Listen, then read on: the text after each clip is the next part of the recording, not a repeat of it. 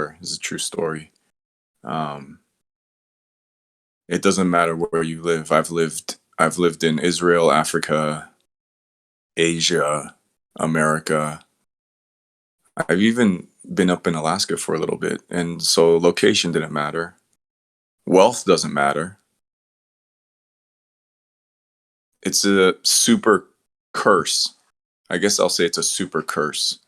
Um, and you guys just experienced it right now. I was in the middle of singing my good morning songs to all of you.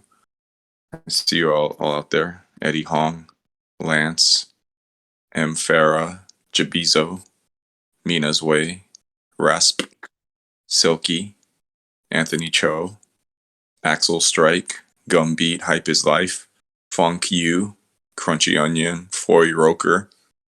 Oh, Roy. I get it, Roy Foker. Um, yeah, I was in the middle of doing my morning meditation music for you guys, waking you guys up, waking myself up, and then everything just crashed. And that gets back to my super curse. I guess it's a super curse. So it didn't matter where I lived on the planet, and it didn't matter how much money I had, whether I was wealthy or poor. I've been both. Anywhere I go, my super curse makes the Wi Fi go a little bit slower. It makes the air conditioner stop working. The laundry machine breaks. You guys read comic books? Everyone knows the X-Men. Everyone knows X-Force and all the New Mutants. But many of you may not know the Morlocks. The Morlocks were the not good looking mutants. They were the ugly ones. They were grass. They lived way, way beneath New York City in like abandoned subway stalls and stuff. And their leader was Callisto. But there was a young mutant, very ugly, named Leech. You guys remember Leech? He was like he had like big bug eyes and a beanie. And his mutant power that he was born with was he was a power dampener. Sorry. He could be around the most powerful mutants like Charles Xavier or Magneto, and their powers would stop working because he would dampen their powers. And I always related to Leech growing up because that's what I would have. You know, AOL dial up would stop working. You know, the modems would stop working. If I'm in an office building at Facebook that should have the fastest internet on this in the world, it all of a sudden starts going at third world country speeds. The internet in my own home, I have a nice home in a nice neighborhood, stops working. The AC goes out. So these things stop working. And my whole life I go, what a curse. What a curse it is to not be able to live anywhere in the world and have it be the exact temperature that I want it to be, 69 degrees. What a curse it is to make all this money and not be able to have the fastest. What a super curse I have. I can't get what I need when I want it. I want what I want when I want it. I want it now. And as I sit here getting upset because my Wi Fi just went out and I was in the middle of talking to you all, so that's not a super curse. That's a superpower. That's a superpower. The things I've got to do in my life, the person that I got to become because of my super dampening power, I didn't have Wi Fi. I didn't have air conditioning. I didn't have heating. I got to I got to live my life. I got to live my life in a way that I wouldn't have. So for those of you who were with me from the beginning, all the monkos out there, can I sing a little? It's a short one. You guys could leave if you want. It's a short one. See the little monkos sleeping till noon. Shall we wake them up with a merry tune? They're so still. Are they ill? Wake up soon. God bless. Hop, little monk goes hop, hop, hop. Hop, little monk goes hop, hop, hop. Hop, little monk goes never stop. Good morning, everybody. So I have this superpower. It's a dampening. I can dampen any electronics, you know, air conditioning, Wi-Fi, and uh, and I'm grateful for that power. Now, for those of you who missed the beginning, I was saying, as someone who has been a world traveler, I often get the question, "Where's your favorite place? If you could move any place in the world, where would you like to move?" And I've given this much thought because is Los Angeles my home, or is this just a layover? I don't know. I say to my parents sometimes, they go, "Hey, you know, we escaped a war. You know, we came all the way over here, um, so you can have a better life." And I go, "I know, but is this the permanent stop, or is this just a layover?" So I've been to Israel, Africa, Japan, Asia, Costa Rica. I've lived in a lot of different places. I like Vietnam, but there's a place that I really like that some of you have heard of and some of you haven't. It's Lollyland. Have you guys ever been to Lollyland? Whatever you picture when you close your eyes and you think of Lollyland is it's pretty accurate. That's what it looks like. So in Lollyland, there's a lot of lollipops. Like Lollyland is infested with lollipops. I mean, that's come on. That's kind of what it's known for. So there's lollipop dealers everywhere. There's lollipop buildings. There's lollipop castles. There's lollipop cars. There's lollipop clothes, and people wear lollipop clothes.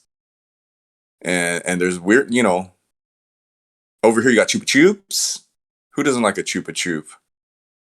You know, how many licks does it take to get to the center of a uh, Tootsie Pop? Right, three. Right, the owl says three. You guys know, like, um, have you guys ever heard of hairy lollipops? Yeah, there's like this really hairy guy, and he sells hairy lollipops. Acquired taste. I like it. You can pick which kind of hair, and there's someone up the street, a princess who lives in a castle, and she has Nagas lollipops. Those are lollipops she pulls out of her butt, and they're chocolate covered, delicious lollipops. So whatever your taste or desire is, it's there for you. Now, some of you might know this, a lot of you don't, is I'm pre-diabetic. I've had mercury poisoning, and I have no self-control when it comes to food, but I have no self-control, especially when it comes to lollipops. Sometimes I'm picking at lollipops while I still have one in my mouth. I'm trying to pick another lollipop while I have one in my mouth, and then sometimes I stick three, four, five. If they're Chupa Chups, like 20, I can stick 20 lollipops in my mouth at the same time because I can't pick the flavor. Someone will say, "You want cherry, grape, orange, strawberry?" And I'll say, "Rainbow. Rainbow. I want rainbow." And I can't stop myself. I can't control myself, but I feel like I can't. First of all, what kind of work? Like, you don't share lolly. That's very intimate to share a lollipop with someone. Swap and spit. I don't know you like that. I don't know you like that. But I knew whatever was happening couldn't go on any further, because I don't know if you guys know this, but lollipops, they don't last that long. 10, 15 minutes, then they're gone, and then you just have this soggy stick in your mouth. And then I'm sad. So I went through it, man. I was a lollipop collector. I had hairy lollipops, I had the Nagas lollipops, I had all these lollipops. I had booger pops. You guys know about booger pops? If you like a little savory, you know, it's like sometimes people put um like hot sauce on their watermelon lollipops. This is kind of like that. So and I went so crazy for the booger pops that I outsourced to all the booger farms in Lollyland. So all the elves that worked on the booger farms, I outsourced all of them, and then I found out that, I mean, this is a no brainer. We're the best boogers Where are they going to come from? Giants, duh. So I'd have to go up into the clouds and then, poison the giants so that when they were asleep, I'd go into their nose and use a rake and get out the most juiciest boogers and get my booger pops from those. So I had booger pops, hairy pops, knockoff pops. I had every lollipop, and mine. They're all mine. I need all of them to myself. And you know what? Everyone in Lollyland has. Everyone has lollipops. Every single person in Lollyland has lollipops, and I was like, man, do I really need to have my own lollipop? Am I gonna be that guy? So this is one of the hardest things I ever did in my life, but I got rid of my lollipops, all of them. I've never had a lollipop in my pocket since. Nothing. But you know what I have? I have friends. I didn't have a lot of friends, but then I had to. Go, there's every single. If I want access to any kind of lolly, it's there. If I need if I need chocolate, fruit, artificial flavor, anything, it doesn't matter what I'm into. I can get it there. But that just means I have to ask for it. But before, I just needed all to myself. I needed myself. I was hiding in my, I was hiding in my room. I was hoarding these lollipops. Like, I need them all to myself. I don't got that today. Now I gotta knock on my neighbor's door and go, "Hey man, how are you doing today?" And we sing songs together, and then he gives me a couple licks of his lollipop. I give him some oranges. I have friends now, and I have something. What's hard to get friends for me. I'll speak for myself. I'll use I statements because I don't trust anyone. I didn't trust anyone, so I had to have all the lollipops to myself. Only when I was able to trust again could I get rid of all my lollipops. And now I sleep good at night and I can have access to any lollipop anytime I want. I just have to call one of my friends. But I never get to the center. And so I only get a couple licks. I only get a taste. So it's just enough. And that's good enough for me. Now what happens to the people who get their own lollipops and they get to the center? Do you think these people in Lollyland are happy when they get to finish the whole lollipop? No, I already spoiled it for you. They're not. They're sad. When they finish the whole lollipop, they're sad and they can't wait to get their next lollipop and their next one. And there's no end to it. There's no end to it. So, you would think in a place like Lollyland, it sounds kind of like Disneyland, you would think it would be the happiest place on earth. It's pretty crummy. It's pretty crummy.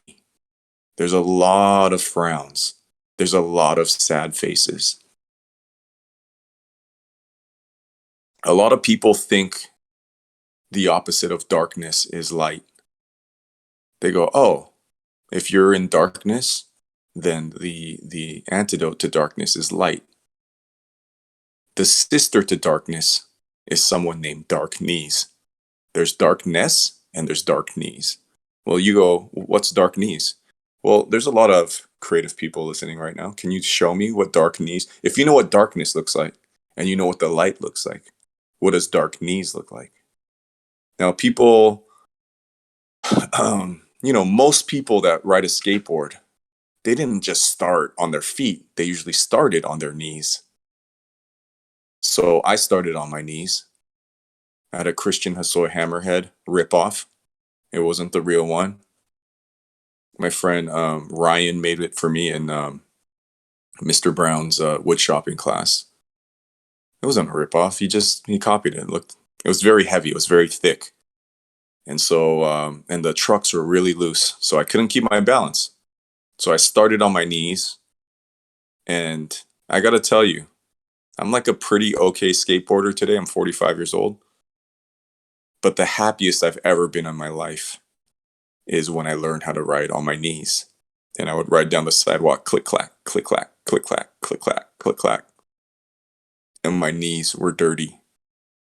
They were dark. I had black knees every day. That's the antidote to darkness, dark knees. And I did this other one. You guys will like this one. Once I got pretty good at riding on my knees, and my knees were good all the time,